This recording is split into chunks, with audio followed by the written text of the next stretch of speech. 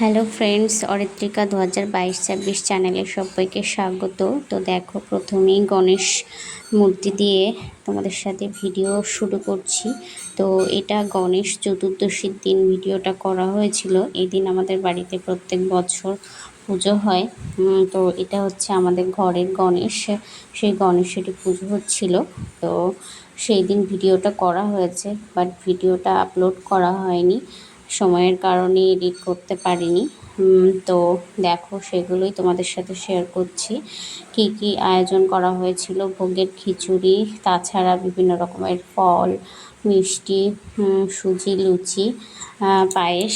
তো এইগুলো সব তো ছিলই। তাছাড়া সাধ্যমতো গণেশকে সাজানো হয়েছিল।